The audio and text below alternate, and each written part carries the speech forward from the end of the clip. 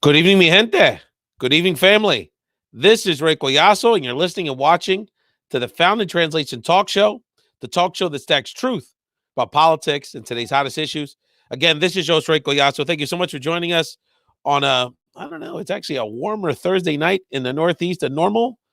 One of my sons was telling me this morning, is it normally this warm in March? I was like, well, when I was a kid, but a lot of funny things are happening with the climate, so you never know what's going on. Again, this is your host, Ray Collazo, the host of the Found Translation talk show.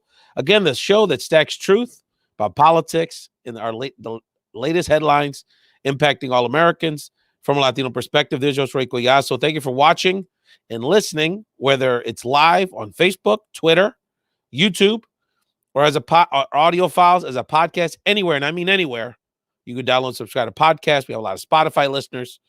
Any of the music streaming platforms like Pandora, Spotify, we are very prominent, as well as on iTunes and Stitcher, anywhere you can download a podcast. Thank you again so much for joining us. And of course, we're also a radio show at WPPMOP 106.5 FM in Philadelphia, people-powered media. We're going to bring on a very special guest, Krístellys Estanga, in a moment to sort of pour one out for someone that we have a lot of admiration for. Of course, I'm referring to Massachusetts Senator Elizabeth Warren, who unfortunately stepped down today, left the race because the path sort of pretty much dried up. And we're going to talk about our emotions, what we feel this means for women in politics, for the Democratic Party, the ideological direction of our country, and what this means for the overall race for President of the United States now that we have three septuagenarians left in the field. Again, if you're watching live, feel free to post your comments either on Facebook, Twitter, and I've actually put on the feed the link. You can actually join the show. So if you're one of our Warrenites that just wants to vent or just wants to be part of this conversation about what Elizabeth Warren stepping off the presidential stage means and what, in general, what's going on with the headlines, you're free to welcome us. Let's bring on a very special guest. I appreciate her. She's very busy doing the good work of organizing our communities, especially the disenfranchised in the great state of Florida. Activist and Elizabeth Warren supporter, Krístellys Estanga. Krístellys, welcome to Found in Translation. Thank you for having me tonight. I'm excited. You know, Krístellys, it's interesting. I was thinking about the day we met about a year in fall of 2018. We were excited. We were at an event endorsing candidates. We were connecting with people of like mind, and I was so excited. And you pulled me aside and said, "I saw some polling. Don't get as excited about that as you think." So I'll just leave it at that. So you were a bit of a downer that day, but in general, you've been a great activist, and you've been really one passionate. You've been on the front lines of educating, particularly the Latino community and Floridians, around why people should support or should have supported Senator Elizabeth Warren. So I just wanted you to sort of be a vessel for not only sort of Elizabeth Warren fans out there, and there's a lot of them in my friendship circle, but also just wanted to just talk shop with you about sort of where this leaves the primary process. So why don't we just start, Krístellys, from the beginning? Yeah. What initially, as a progressive activist in Florida, as a Latina, what initially appealed to you about Senator Warren's presidential candidacy? Yeah. So I think, it starts with that point that you made about me talking to you about the polls and, being sort of a downer to you that day. I like to be really steeped in truth and reality. I think we in politics, we try to gloss over that. And as a consequence, we miss the votes of brown and Black communities that we just don't take the turn to sort of learn how to reach out to as progressives and Democrats. And that's really where my heart was when I came on board as a staff for the Elizabeth Warren campaign, when I was volunteering for her and organizing for her across the state, is that ability and willingness really for that Elizabeth Warren had to really go into communities of color and listen to their issues and saying, you know what, like, I don't have it all together. Like, I don't have all the answers, but she's willing to bring people around her, especially Black women and Latinas, to really craft the issues on her platform.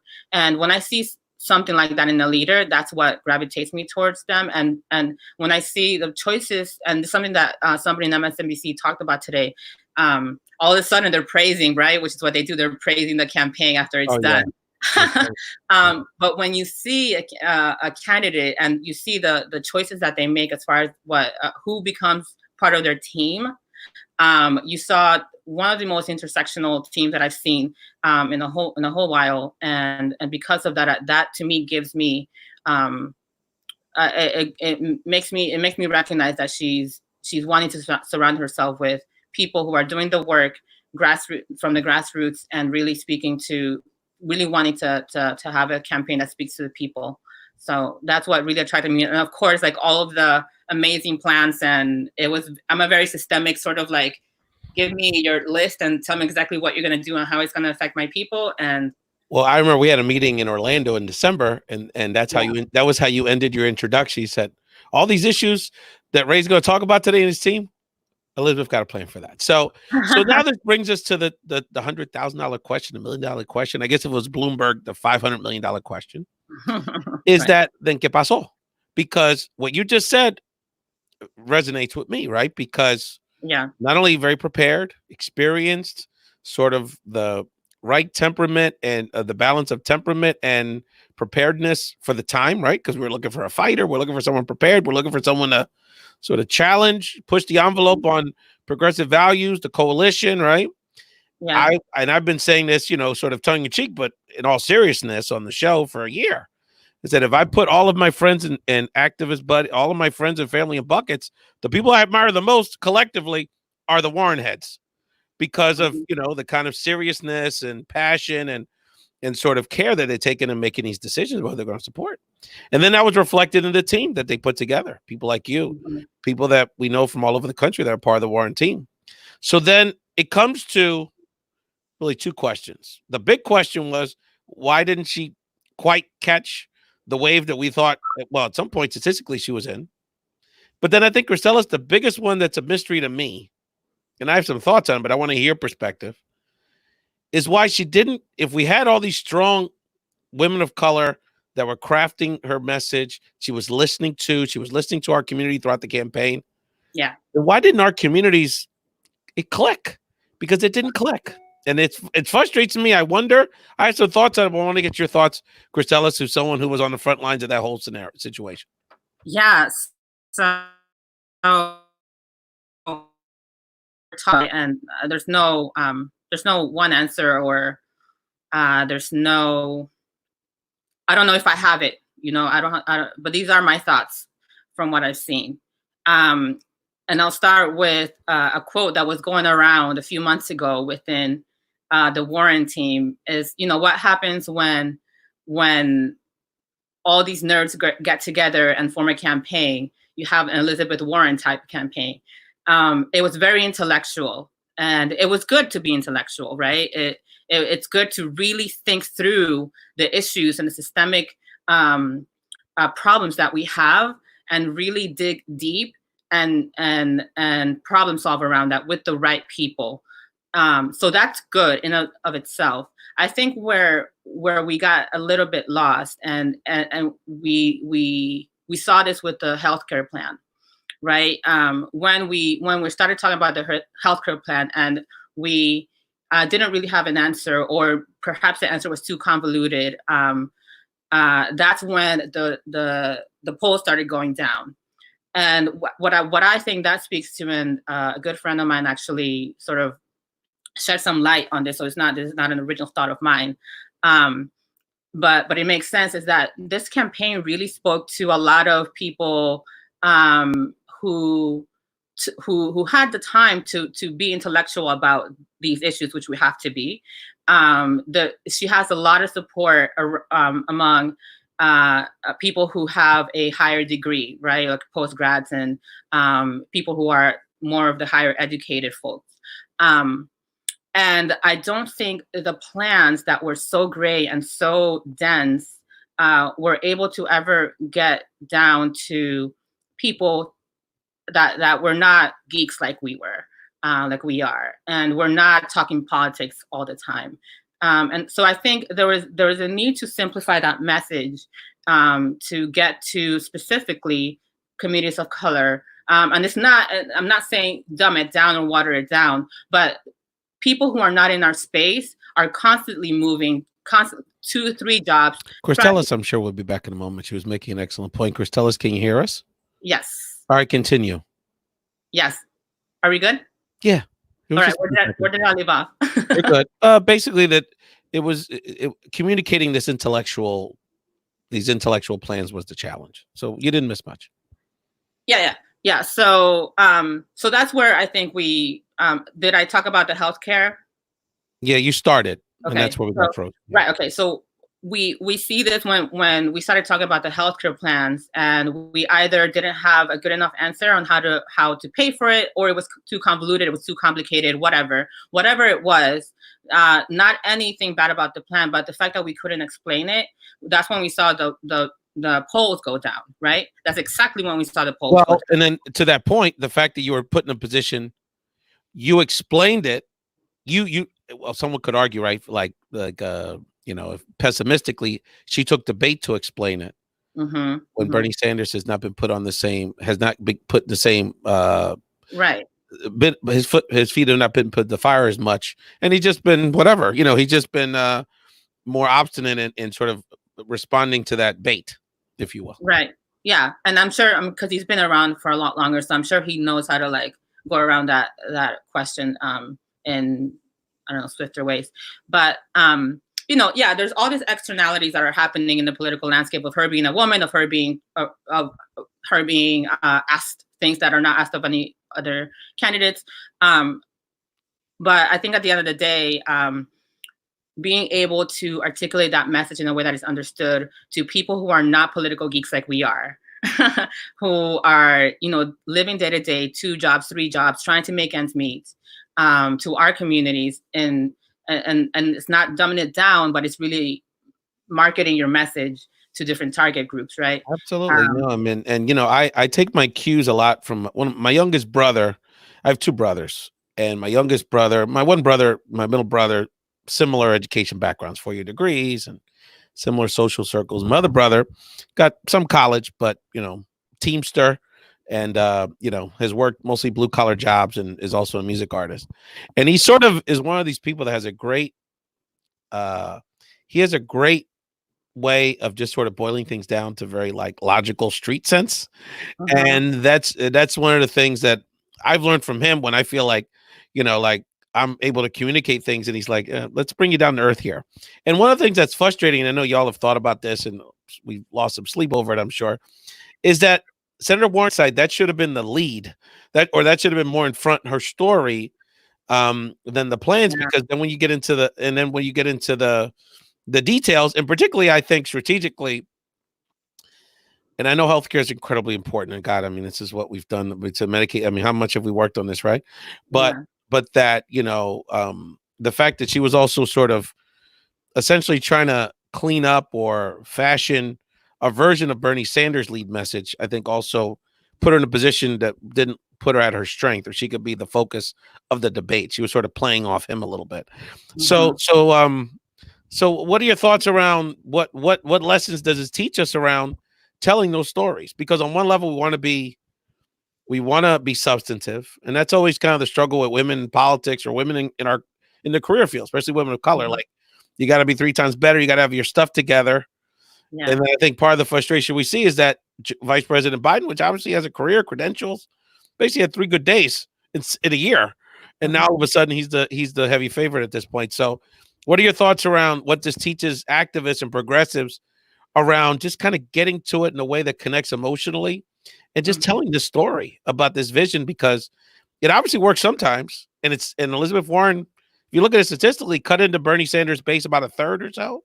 So she did move the ball forward, but obviously not enough with the time she had. So just what are your thoughts about what do we do, Krístellys? What do we do to better tell the story in a way that reaches the people that we really need to, that we're here to support ultimately, and improve their lives?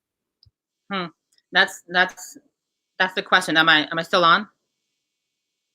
I'm here. I'm just putting you in the front, my friend. I'm just giving you the star of the platform. I don't go where everyone gets worried about that. Believe me, I'm here. Don't worry about it. Talk to my people, my friend. Yeah. So that's a question that I think we're going to grapple with for a while. My experience, and when I was knocking on doors for Elizabeth Warren, and I was talking on uh, Latinx communities. Um, a lot, I was received really well just because people didn't even know that, the primaries were happening. And so when it comes to a primary, I think there has to be um, a different approach than the general. I think once you win the nomination, you can really get down into things. But to make that first connection, especially with voters of color who have not been engaged with historically, we they just want to know what's happening. They want to feel included. And when I talked to, I remember this one woman specifically, um, when I told her this is a woman who's running for president, and when I told her that, she immediately just had a positive reaction. She didn't know about Elizabeth Warren. She would definitely vote for her. Um, and I didn't have to explain all that much, just the fact that she wanted, this, like, 2 or 3 points about her platform, very, very general. But they're just glad to know that they're engaged. And so to your point of the story, I think the story should have definitely been the lead. And I think, and I will tell you internally, that was a very big focus for, and the way that we were trained too, like, we were trained to always lead off with our own stories and then talk about Elizabeth's story because it connected with people. I think I don't know where that got lost in translation, but on a national level, I think there should have been more ads about her story and not so much about the substantive stuff. But she's really introducing herself for the first time to a lot of people. We know her, but a lot of people don't. Bernie definitely has a lot more name ID, and so he didn't have to do that. But I don't think it's the last we'll see of her. Like, I think there's still a shot for her to come back in 2024. Absolutely. And you're listening and watching to Krístellys Estanga, Florida activist, now with Organized Florida. What is your title at Organized Florida now, Krístellys? My county. So Osceola is like the fastest growing Hispanic county in Florida. So all my Puerto Ricans know about Osceola. We all got cousins there. That's the La Capital de Puerto Rico, Kissimmee. No, we're very familiar with it, Krístellys, and we always appreciate your leadership. Want to shout out a couple people watching live on Facebook. One of my spiritual advisors, Pastor Adan Mairena. Krístellys is a wonderful man. Does a lot of work with our youth in Philadelphia. I believe a Honduran immigrant. Adan's got a great story. He's saying, Warren is an educator at heart. He's bringing it down.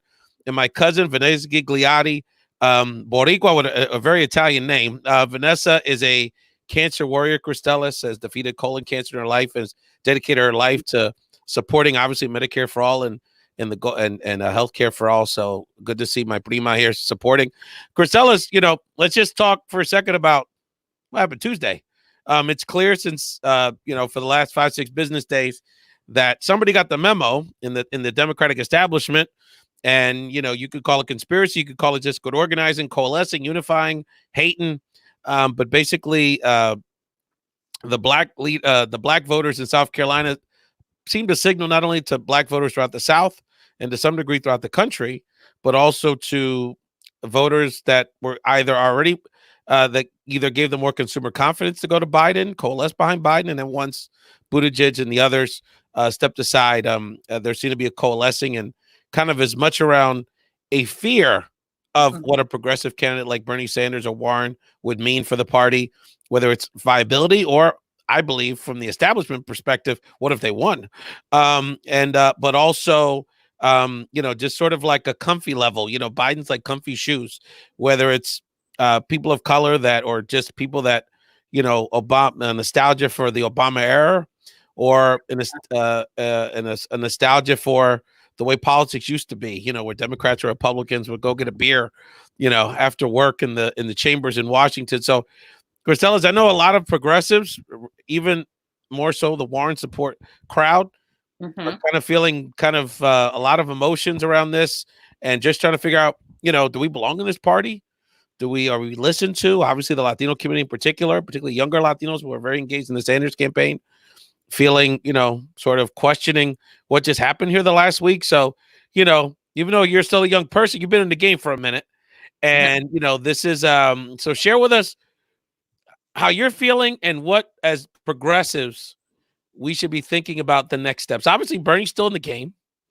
Warren's going to have something to say at some point about an endorsement, I would imagine. I got my thoughts on it, and I got some information on it we'll get into. But, talk to us about how we should be thinking about moving forward here as progressives and activists that, kind of want to push the party forward and this country forward in a progressive way. Yeah. I mean, it's that's a lot, this whole moment right now, it's just humongous to think about. I think as progressives, and it's something that I've always tried to model and espouse myself, is leading with unity and leading with that spirit of, we all have very deep-rooted sentiments about certain things and our own candidates, but we have to know that everything that we do, whether we're on this team or that team or whatever, we're all in this together, and we have to organize in that way, organize collaboratively, organize humanely. And so, the vitriol on any of the sides is something that we should not do. And it's not good for the movement overall. I think too, it's something that I wrote on my Facebook today, is that every time I love campaigning because it just grows your family. And to me, I take my organizing family real serious here in Florida, and we just keep growing. That is so funny. No, continue, Krístellys. Yeah. So with every cycle, you meet different people and you expand that organizing family. And really, at the end of the day, we have to look at these things big picture. No big thing is gonna get changed in just a cycle, 2 cycles, 3 cycles, 4 cycles. We have to be committed to this, and we have to be okay with the losses, because even in the losses, we are building, right? We're building people power. We're building even money power. With Bernie Sanders and to some extent Elizabeth Warren, there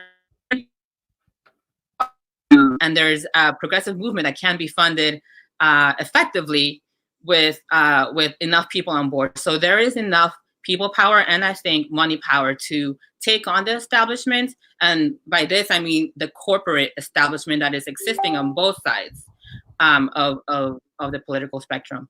Not the party and everything. I love my party people. I have friends who are party people. So I think we have to really step back and look at this as a bigger picture. Know that it's going to take a while, and after this, let's take a breather. Yes, but also let's work together to establish those relationships within our progressive circles that we may be damaged during the primary, and just keep going with a unified voice, because it's the only way we can do it. There's no other way that we can do the changes that we need to make happen without unity. There's just no way. Krístellys, just curious about your, just kind of getting back to the horse trading piece. Yeah. What's your reaction when people say Senator Warren should have dropped out before Super Tuesday? Because at that point, particularly after South Carolina, I mean, I was saying, I mean, just by knowing the math and the dynamics, that after Iowa, it was not looking good for her in the polls in New Hampshire. And that, this would have given the progressive option a better chance. What do you say to people that are critical of the timing of Warren stepping off out of the race? I think I get it. I was questioning that myself as well. I think I was glad that she didn't drop out. I think I was glad to see the results on Super Tuesday with her in it, because it was just a confirmation upon confirmation that this is where we're at. And I think she owed it to her support, her fans, and her voters and people that support her, to really see through not just a few random states, but a whole list of states, and see how she does. I think she dropped out at the right time. And you could argue that. You could argue it a few ways. I mean, on some level, I totally hear that, and I'm not mad at her. I think at the end of the day, statistically, it probably didn't make a big difference. I mean, Bernie probably would have gotten 5 more delegates or something if you look at the math, because Bloomberg sort of was cutting in the Bloomberg cut in it, hypothetically. Bloomberg was cutting into Biden's edge, as margins is more, at least as much as Warren. But I think that on some level, I think it would have helped as much to just slow down the momentum. So if she'd done it Sunday night or Monday morning, it would have eaten into that media cycle a little bit. But what I was saying on the show, and I know Krístellys, she watched the show and everything, is that, whenever that were to happen, when I kind of saw the writing on the wall that it was going to be Sanders, not Warren, sort of being the lead in that lane, is that it would have to, I just questioned whether during this time frame that partnership could have happened. That would have felt good for both parties, if that makes sense. And it just never felt like, whereas a Buttigieg, it was sort of easier for him to sort of fall in line with Biden. I mean, he's young boy, and, Biden's big dog. Obama called you to tell you to step off. What are you going to do, right? And he's got a future. Whereas Warren and Sanders, it's a different dynamic. So I always questioned, even if it happens in a week, if that coalition is really going to sort of build the way the more moderates have. And you're watching to Krístellys Estanga and Recolyazo on Found in Translation. I'll tell you what, you don't need basic cable. You got, some of the great activists like Krístellys and others that have joined us throughout this election season. Want to give a shout out to some people watching the show. A great friend to the show, Elvita Quiñones Torres, realtor and educator in Philadelphia. Thank you for doing this. Goyazo, your work touches many lives. Keep it up. I'm grateful for you. Well, I'm grateful for you, Elvita, and I'm grateful for all of you. Stellis will be back in a second. My cousin Vanessa Gigliotti breaks it down exactly. And Elvita, again, another compliment. I love both your guys' shirts. Well, this is retro, girl. This is Democracy USA from way back in the days. This is like Negro League baseball jerseys. You can't find too many of these anymore. And Krístellys has jumped off the line. So while she comes back on, I'll just remind people again, if y'all have any comments, break it down. Jump on the show. I put the link in the chat. Or if you go up to the scroll, you certainly can join the show yourselves on camera and keep the comments going. And Vita's talking about that we're on point. You're getting a lot of love here today, Krístellys Estanga. So what I want to ask, talk to us about Florida for a second, my friend. The primary's coming up. Your people, una Venezolana, you gotten some attention with Bernie's comments and that discussion around the word socialism, foreign policy, and how Latin American history is going to potentially play in the Florida primary. So for people that are not in Florida, curious about how this race moving forward is going to play out, give people a flavor of how the Latino community is feeling at this point in Florida, and what should we be looking for? What's important for Latino Florida voters as we move forward in this process from the work you're doing with Organized Florida? Yeah, I mean, in regard to, the comments, I think I have to be careful with what I say, because it's a heated topic in my community. And so I would caution any campaign to, speak carefully about any socialist government, whether you think it's good or bad. It's just a topic that cannot, I think it's so nuanced that it shouldn't be on the public like that, for a soundbite to get, taken over by the media. So, with that, what's important to us is really, especially in Florida, Florida is so troubled. And right now we have many crises, especially affordable housing is one, and it's something that Organized Florida is really working on. And we had the first statewide housing convening on the state capitol a couple months ago, and we've been moving some bills forward to implement rights for renters, tenants, and also pushing different counties and the state government at large to fund affordable housing. So what we're seeing in Central Florida, in Orlando specifically, is you have corporations, and this is a real live local example of pushing against corporate interests, which is Elizabeth's and Bernie's both met both of the messages, and it's happening here in Orlando very tangibly, where you have Universal and Disney and the tourism industry, these corporate giants really ruling and buying up our elected officials, and in a way that does not benefit our residents at all. So we don't have public transportation because Disney says no, because they want people to stay in their parks and not go anywhere, basically. Right. We don't have affordable housing because of the development and the way that the corporations are buying up our elected officials to funnel our tax dollars into their projects. Well, let me give Krístellys, let me give people that don't spend a lot of time in Central Florida one example. So when I was with you and Jared and our friends down there, we had a forum right before the holidays around these issues. Housing, you know what you're talking about when people start nodding their heads. And so when I'm telling people all over the country, because Krístellys, we hear it in Orlando, we hear it in Miami. Yeah. Hipsters are moving into Little Havana. You know, we hear it in places like San Antonio, Phoenix. All of our historical Latino communities are getting gentrified. Yeah. And so this housing crisis, and of course, Central Florida, with not only this piece you're talking about, but the corporate, you know, the Republican Party just does the corporate people whatever they want. Then the Puerto Rican migration, the Venezuelan migration into that part, it just gets exacerbated, right? So we're driving to the event, and in the middle, right? I mean, a kilometer from parks and incredible complexes, there's this huge empty field with 3 cows. And I'm like, and I don't know if it was you or Jared, one of our friends, it was in a car and said, if your property is a farm, or does livestock, you get a tax write-off. So these rich corporations put a couple cows and some grass on the acreage, and they get to write it off of their taxes. And this is property that we could use for affordable housing. That's reasonably located to a lot of the business there. And these are the kind of issues that we're dealing with. And so you're absolutely right. And to remind people about this long view conversation, the platform that Vice President Biden today is advocating for is way left of anything then Senator Obama advocated for in 2008. And that is because a lot of it's Bernie, a good chunk of it's Warren, but most importantly, it's the organizing that's taken place over the last decade, particularly in minority communities.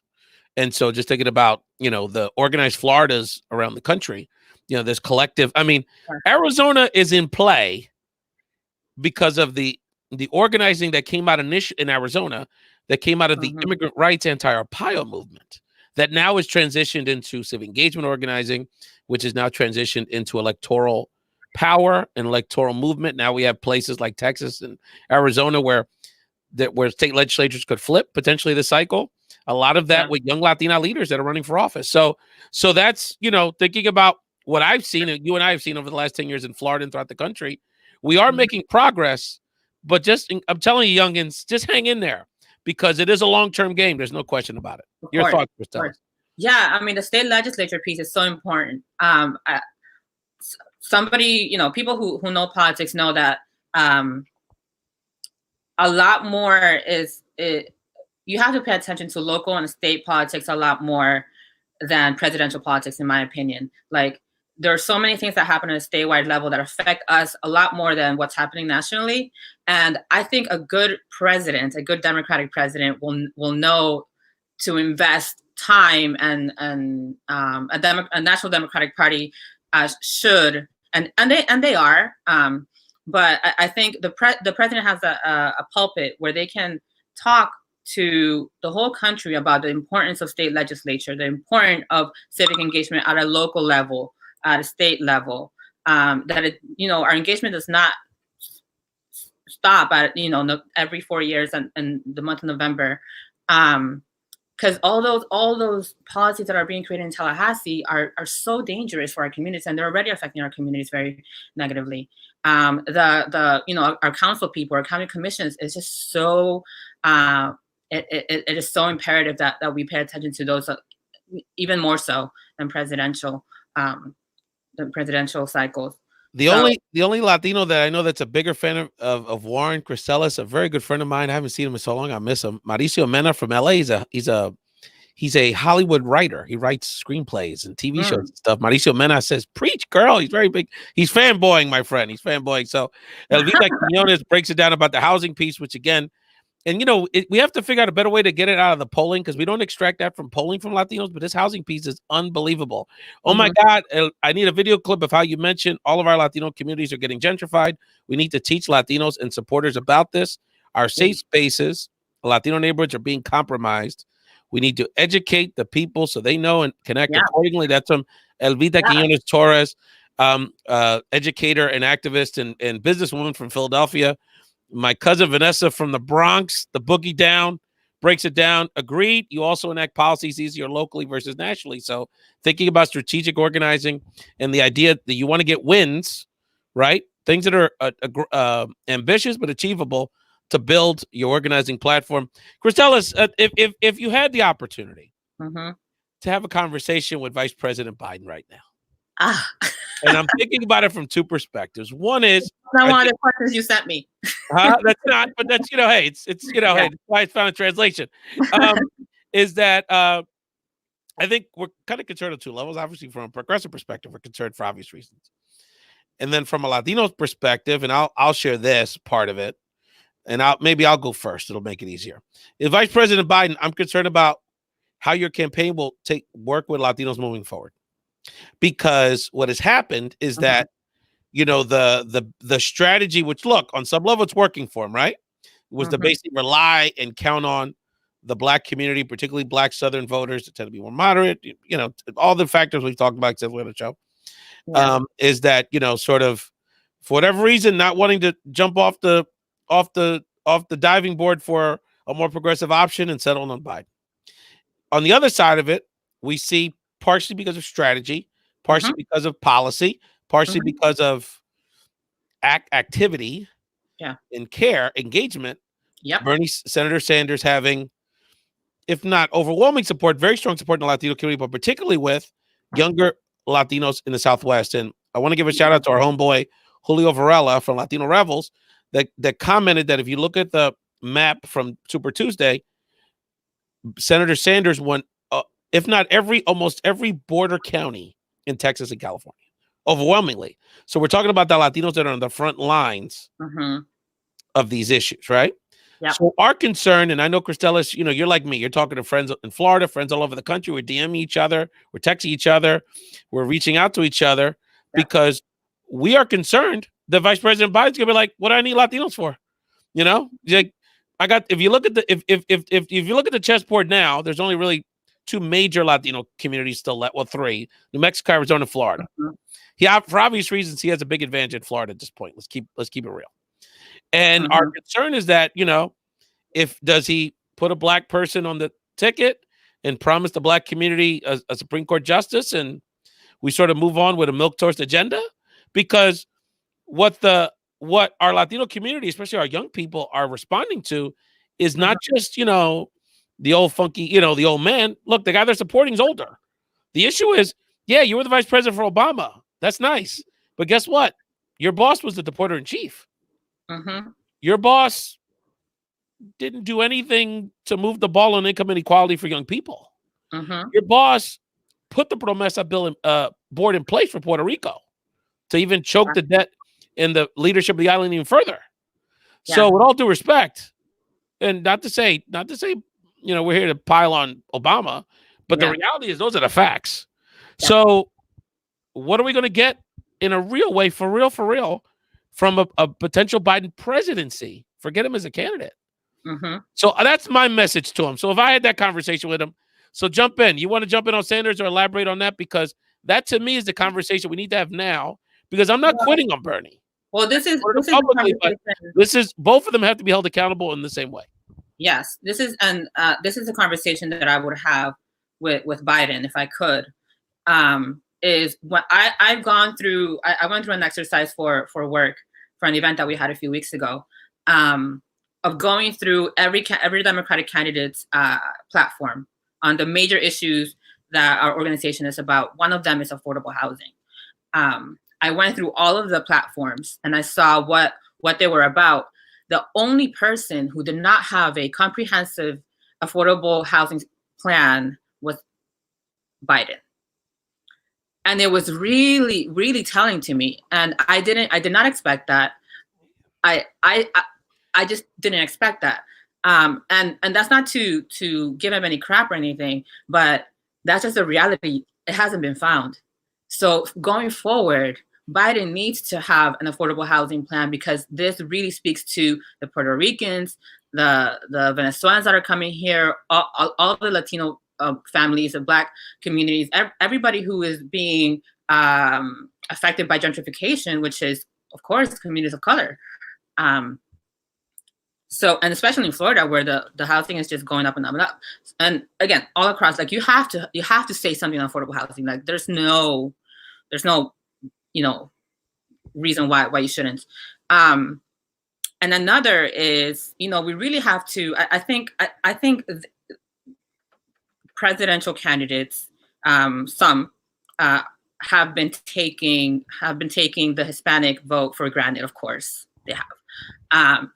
And I think we're getting to a point where we're actually really thinking about who we're voting for, because especially with people my age, like, we came here for a better life. Like, our parents brought here for a better life, and we're not seeing it. And we have to now fight for things that other countries don't have to fight for. And if I were somebody in Latin America or elsewhere, and I was like, what country should I go to guarantee my kids a better life? It would not be America right now. It would be somewhere else.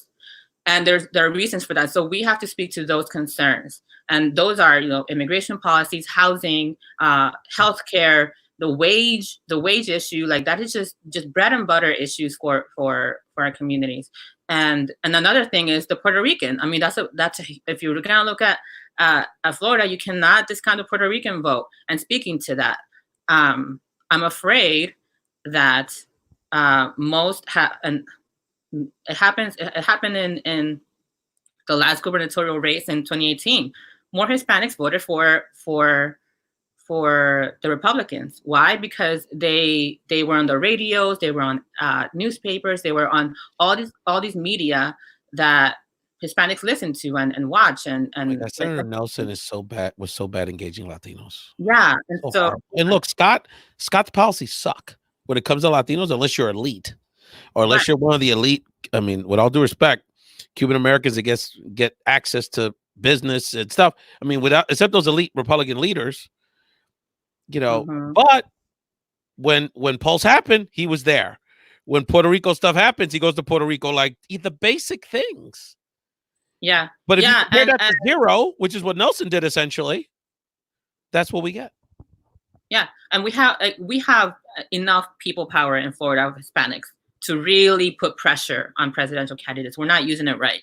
We're letting things like Biden being profiting from vulture funds managers from that are destroying Puerto Rico. We're letting that happen, and we're just saying that's okay, and we're going to vote for Biden because he has the best chance. I don't think that's right. And I think, and again, it's not to give him any crap, but I think it's to hold our leaders accountable. Absolutely. And listen to our needs. That's right. And I think in terms of like what we would talk to Senator Sanders about, there's a whole lot we like to chat with Senator Sanders about. But obviously, I think it to some degree, it goes back to the Warren conversation, right? Because Sanders is so, his weakness is his strength, right? Because he's consistent, right? And that breeds, particularly for young people, a sense of honesty and a sense of trust with him because of his authenticity. Mm-hmm. But he's going to have to he just has to kind of just drop the ideological conversation right now and just focus on honesty. I mean, look, what we just said, there's no reason Sanders can't say that. And there's all kind of things you could say similarly as it relates to the Black community. Mm-hmm. When he gets on that stage a week from Sunday, he needs to be straight up with the Black community around. Look, you can prefer him for whatever reason, but these are the facts. And we're talking about the crime bill. We're talking about, the centrist, get along kind of impulse that Biden has had. When, look, I mean, to some degree justifiable. Dealing with very moderate conservative governments here for decades, right? Yeah. And he needs to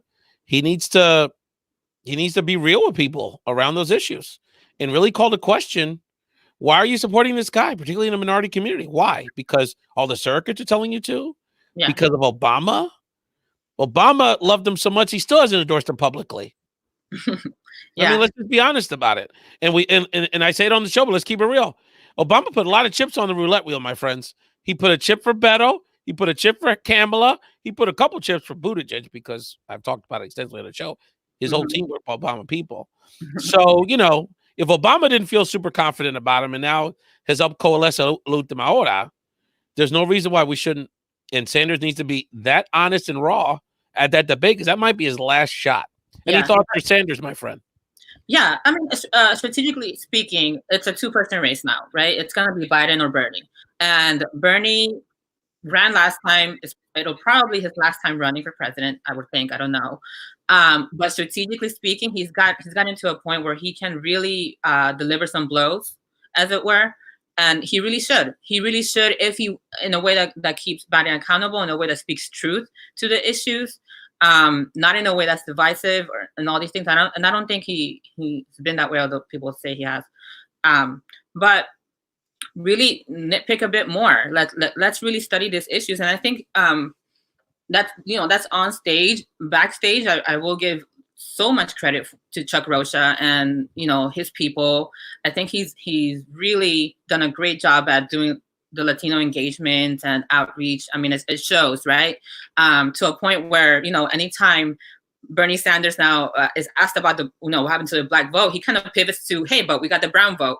Well, yeah, cool, thank you, love it. But it's not good enough. And by the way, not in the same margin. Let's be honest about it. Not in the same margins that Biden's getting African American support. I mean, exactly. Yeah.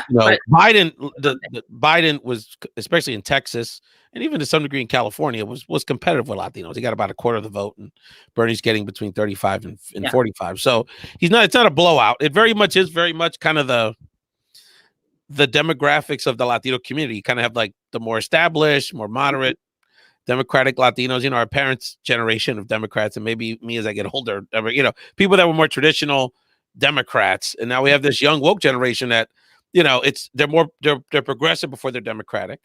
And they care about intersectional issues. Yeah. And quite honestly, they're the most passionate. Look, Latino immigrant young people and people mix that, they're the ones that have the most to lose, period. Exactly. In November, even more so than someone like me. So we have a good question for you, and I think this will help us wrap it up. Krístellys Estanga, we're watching and listening. This has been a great conversation. A great friend of ours, Elvita Quiñones. What do we need to do? So I want to take that question. I appreciate the love, Elvita. I want to take that question, Krístellys, to the perspective of an Elvita, which is an activist, is a Pennsylvania voter. So first of all, Elvita, you got something to say in 6 weeks. That wants to. So let's say someone that lives in a state that still hasn't voted yet. What do we do now? Or someone that's already had a vote. So how do we hold both campaigns accountable? How do we elevate the voice of these issues that I know I'm getting a lot of head nods watching on Facebook, and they're going to listen to this moving forward, because the reality is we need the best of Sanders and Biden, win or lose, so that we get the best candidate and the best message and the best turnout in November. Yeah, I think one is to hold them accountable. And how do you do that? I think when we say that, we're like, okay, well, where do I go? Who do I speak to, right? These campaigns have offices in your cities, in your states. Go to these offices, talk to the staffers, talk to the volunteers, engage in conversation, and don't just take no for an answer, or take some convoluted or I don't know, so just some general answer. Like really go to the events where the surrogates are speaking, where the candidates are speaking. Go to the forums, go to the town halls, go to any of the community events, and start talking to people, asking them, okay, I really want to vote for this candidate, but this is my problem. What do you say to me? Because this is really concerning me. And I think it's just that. I think if we vent all our frustration online, it's not going to go anywhere.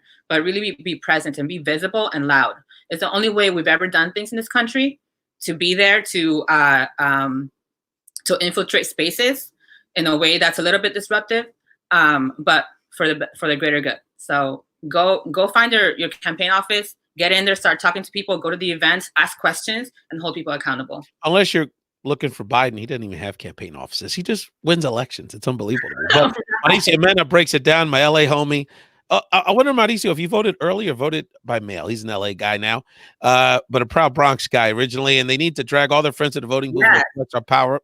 Preach, Mauricio. I need Mauricio on the show. He's always a great, has a lot of great comments. Yeah, I'm planning to get it. I haven't voted yet because I was waiting for things to just winnow down.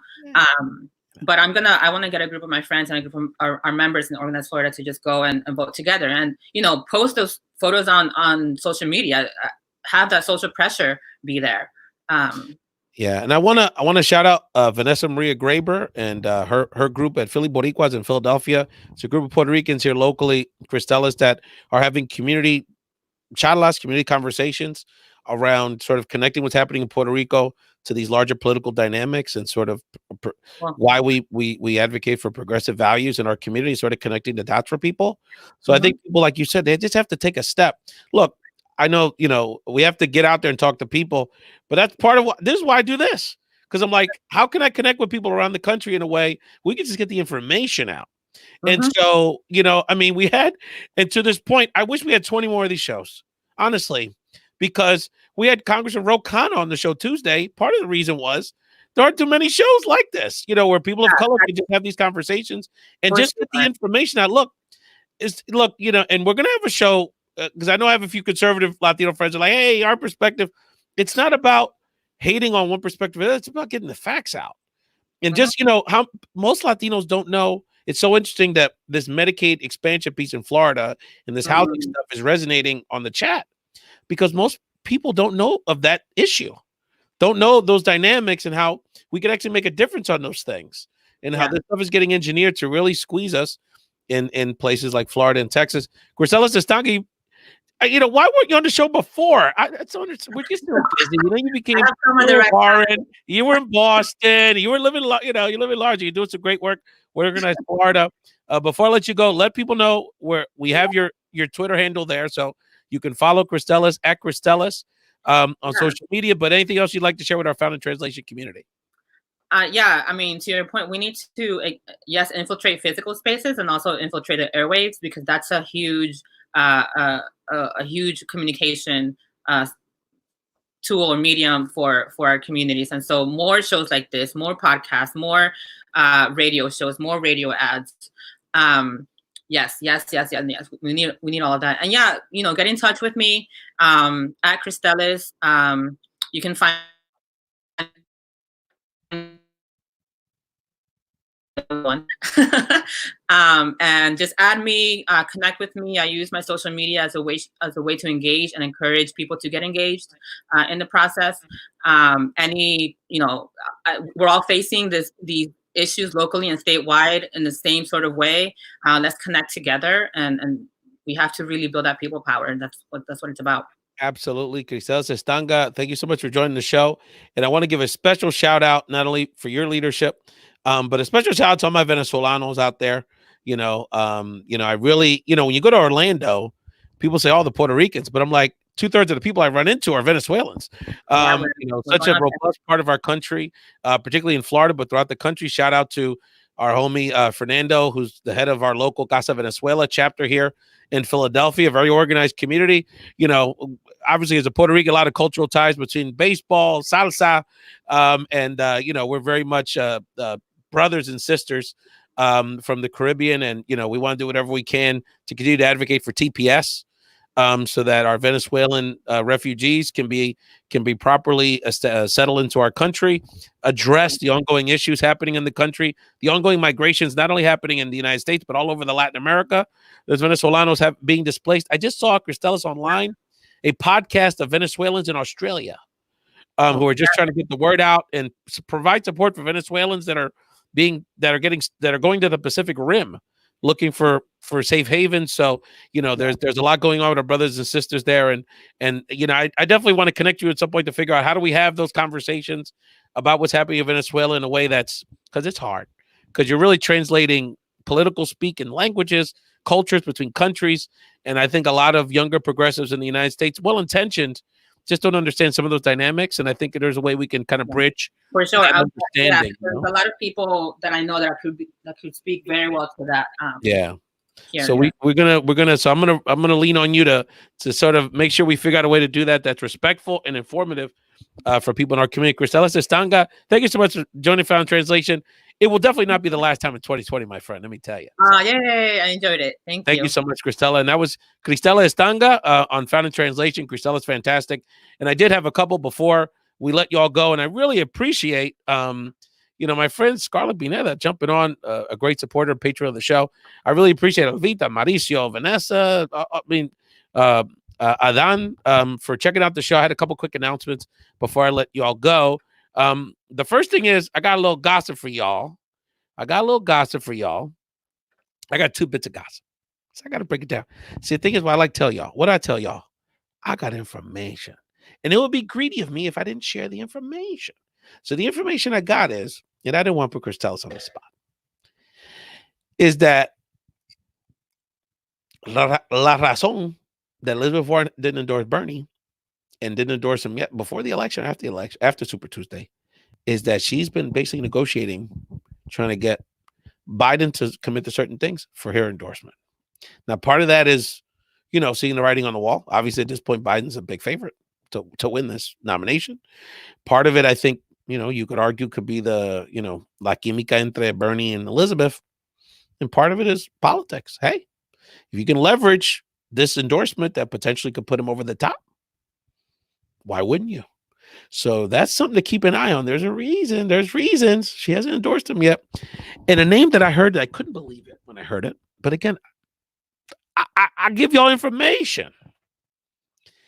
Don't be shocked. I would be shocked, but don't be shocked if Julian Castro ends up being Biden's VP nominee. Partially because of the negotiation with Warren, partially with the math and the thinking that Biden could have a Latino problem. And maybe, other things are committed to the Black community. And this could be a way of sort of bringing the coalition together. Vamos a ver. To the point on Elizabeth Warren potentially being the VP, I think I have two things on that. I think it would be tough. It would be tough for her to be the VP because I think it's really hard for Biden not to put a person of color on the ticket. I think that's one part of it. I think the other part of it on some level is that, I don't know. I know this sounds weird to say, but I almost feel like Warren's too qualified to be a vice president. And to me, what I think she really would want to do, and actually where she would be the most effective, and it's actually a much more powerful position, is be the Secretary Treasurer, which is Mnuchin, because that's basically the people that regulate Wall Street. Now, guess what? She ain't going to get that job. You know why she ain't going to get that job?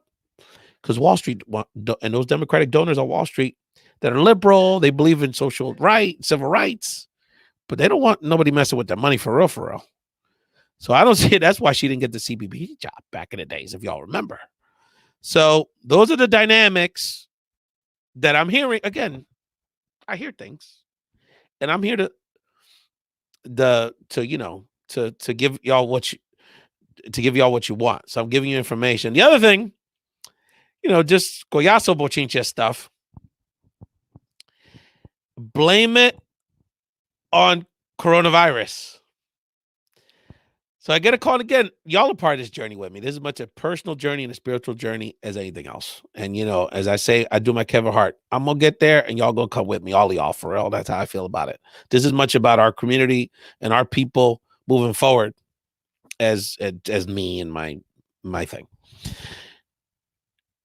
I get a call. So I didn't share this on the show, but for the hardcore Found Translation fans, y'all know a few weeks ago I was on MSNBC. Much respect to the Queen, Alicia Menendez, for giving me that opportunity. Me and Mana Cubana. And so, I think I did a good job. Y'all said I did a good job, right? So what I didn't share on the show, because I didn't want to look like a show off and I didn't want to get too excited about it. I didn't want to, say something and it don't happen. So, but I'm going to keep it real with y'all. 151, like Bacardi, is that as soon as I got off the set, the producer for the weekend shows, not just Alicia's show, pulls me aside and said, Rafi, Ray, you were awesome. You're coming back. Then she pulls me aside with another producer and says, Mira, we want there's a new show. We're trying to give her like a regular rotation of people. Would you be down with coming back once a month? I was like, yeah. And I'm trying not to act like freaking out about it. I'm just being honest with y'all. This is what happened. Straight up. I'm getting red thinking about it because it's so exciting. But it's true. But I don't get on here talking about that because I don't know if that's going to ever happen. And you never know, right? So I get a call yesterday from the producer again. Do you want to come on Sunday? I said, "Está bien." Yeah, I think I can swing it. I can go back. No problem. 30 Rock. So on my route. But I said, something told me, don't say nothing. Don't say nothing until Friday, just because you never know. And, you don't want to say something too quick. Something told me, don't say anything. And as I said on my social media earlier, we got to listen to the spirits in our heads. Our ancestors speak to us. We got to listen to our heart, open us up to it. And sure enough, I get a call from the producer a few hours ago. Great. Got to cancel. They've canceled all of their regular shows on Sunday because they're going to do a wall-to-wall thing about the coronavirus. They didn't even cancel me. They just canceled the whole show. They canceled Alicia. It's her show. So I just want to let you I'm straight up with y'all. Yeah, Grace, when I was on MSNBC, I went, but I went for a hot minute. I get drivers and stuff. I'm saying talents, that happens. But obviously, Grace, when I'm back on the show, I'll give y'all heads up. So I just share that to say I won't be on MSNBC this weekend because the coronavirus. Blame it on the coronavirus. But I share that to say that that they did call back. So, obviously they like me a little bit. So I just want to thank you all for your blessings, your good energy. For friends of mine, if you've known me for more than 6 months, this is my dream to do this. And, inch by inch. The other announcement related to the media stuff, particularly my Philly people, is that if you are in the Philadelphia market, you want to check out Flashpoint, which is a radio show, like a public affairs radio show on KYW Radio, our big news radio, the Bloomberg station of Philly, basically KYW Radio. And that show is also simulcast on all their FM music stations. So B101, I think I'm on WIP this weekend, like at 6 a.m. And we taped the show about a week ago. So if you check out Sherry Gregg, who's a fantastic, the political journalist in Philadelphia, a fantastic African-American broadcaster and journalist. Sherry Gregg had me on her show with Mike Toledo, my homeboy from Reading, and some local Hispanic journalists to break down the Latino vote in Pennsylvania nationally. So I did my thing on radio. That also will be podcasted. So Sunday I'll post the podcast for people who aren't in the Philly market or don't know what's on. So check your local listings, fam, if you're especially if you're in Philly, because you can hear it all weekend in Philadelphia on multiple channels. And I'll be posting it as I get the schedule over the weekend. And then the last thing is, I didn't want Krístellys to be part of some sort of a downer. So I let her go. But this episode is dedicated to 3 people, two of which I knew personally, one of which I'm very close to a grandchild. We lost, we're losing a lot of people, unfortunately. And there's 3 people that have been a big part of my life on some level and different levels that are a big part of the lives of my community. I wanted to shout out because we lost them this week. This show was dedicated, first of all, to Jose Rodriguez. Jose Rodriguez, there's a lot of Jose Rodriguez's, so don't freak out, my Philly people, because I know you know many. Jose Rodriguez is the older brother of one of my compadres, Danilo Rodriguez. Jose Rodriguez, after growing up in New York City, basically lived his adult life in Indianapolis, Indiana. So a lot of my New York people don't know him, East Coast people. He never came to Philly or nothing like that. He looks just like my homie Danny. We lost Jose very young. We lost him at 49 years old, tragically, through cancer. Cancer freaking sucks. And he fought it for about a year. He passed away early this week, days after his 49th birthday. So I just want to say on behalf, anyone that knows me real well knows Danilo, his sister Anna, Lo Padre, La Mama from LES. That's my, they ain't blood, but they practically blood, my Columbia community. You know how wonderful Danilo and Joanne are to us. And so I just wanted to shout out love and respect to Danilo and his late brother, Jose, Joanne, the whole family. We've been heartbroken about it, and they're burying him tomorrow in Indiana. The other person I wanted to shout out as a rest in peace was a legendary figure in Puerto Rican politics and activism. Don Rafael Cancel Miranda passed away earlier this week. He was in his late 80s. He lived a very full life. Don Rafael Cancel Miranda is a historical figure. He was, along with Lolita Lebron and other Puerto Rican activists, did an action in 1954 in U.S. Congress and were in prison for about 25 years before President Carter did a pardon for the 4 active Puerto Rican nationalists in the late 70s. And so basically lived the rest of his life, the last 30 years of his life, as an activist in the struggle. And so Don Rafael Cancel Miranda's grandson, Roberto Cancel, was used to work for me in Central Florida and was as a fantastic guy. Now works in international. I think he lives in Argentina now. The guy's very engaged in international affairs and relations. So for the Cancel Miranda, people that mean a lot to me personally, and Don Rafael Cancel Miranda, which means a lot to many of us in the Puerto Rican community and really around the liberation movement in Latin America, the Cancel Paz. And the last person, the most shocking, and I know a lot of my friends, particularly Obama alums and our friends in South Florida, Patrick Hidalgo passed away. Patrick Hidalgo was a Cuban-American progressive activist, worked for the White House, did a myriad of organizing actions, and was known for so many things in South Florida. A very religious young man. He was a devout Catholic, went to Bible study. The morning he died, apparently he had some rare heart problem, and he died suddenly, I believe Sunday afternoon, 41 years old, a terrible tragedy. And so I worked briefly with Patrick, about 12 years ago with Democracia USA. That's why I'm wearing the shirt. George Morsuli is part of his sort of progressive Cuban-American network of friends and activists in South Florida, my former boss, who I know must be devastated over this loss. And so Patrick Hidalgo was a good brother and was part of sort of behind the scenes working with Ben Rhodes, if you know that name, Obama's point man on Cuban policy, trying to normalize relations, provide more resources to our beloved Cuban community, both in the United States and in Cuba. It was part of the deal to sort of open the doors for Cuban baseball players in the MLB. So a guy that did a lot for people. I mean, my friendship network is devastated by this. People that knew him better, particularly our Obama alums friends. And so just the Cancel Paz, Patrick, we lost him way too early. And so I just wanted to dedicate this episode to the people that we've lost, not only this week, but we've lost this year. Our friendship network have had some tough ones. And I just wanted to let you know that in the same way that the spirits speak to me, they speak to all of us. And so the people that we've lost are always with us, always in our hearts, always in our minds, always giving us consejos, always giving us support, energy, and love. And I just want us, and in these difficult times, we've lost some amazing people this week. I just want us to stay in that spirit. And the last thing I want to say is check up on your peoples. Check up on your peoples. Let them know you love them. Let them know you're thinking about them. And, we've got to be very grateful for the time that we have here together. Even listening to me, I'm grateful y'all listen to me talk for an hour. And let me tell you, it means a lot to me. You never know. Y'all will never know how much it means to me, the support and appreciation. Grace Bonilla is looking for me in New York. Scarlett Bennett is giving me a shout out. Thank you so much, Grace. When next time this gets booked, I'll give people a little heads up. We'll try to figure out to connect very soon in New York. Thank you all so much for joining the Found Translation Talk Show. It'd be very helpful if y'all want to continue to support the movement, as y'all always do. I don't complain. Y'all are very supportive. If y'all could download and subscribe to the podcast, iTunes, I don't care if you have an Android phone or Android devices, anywhere you download podcasts, Stitcher, Spotify, Pandora. A lot of our people listen to me on Spotify in between Nicky Jam and Osuna. They catch Found Translation. So please subscribe. If you have an app where you can review the show, put some stars on it, that's really helpful, particularly on iTunes. So if you have iTunes, if you could give me 2 minutes of your lives this weekend, para la gracia for the information you got today. If you could just write a review on iTunes on your phone, it takes a minute. 5 stars and a quick review. It's really, really helpful. And if you do it, I'll give you a shout out on the show.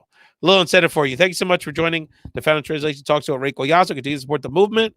Listen to me on Philly Radio this weekend, and continue to support the radio version of the program on Tuesdays at 11 o'clock at WPPMOP 106.5 FM in Philadelphia, P with Power Media. Enjoy the weekend, people. It's getting warm outside. Peace.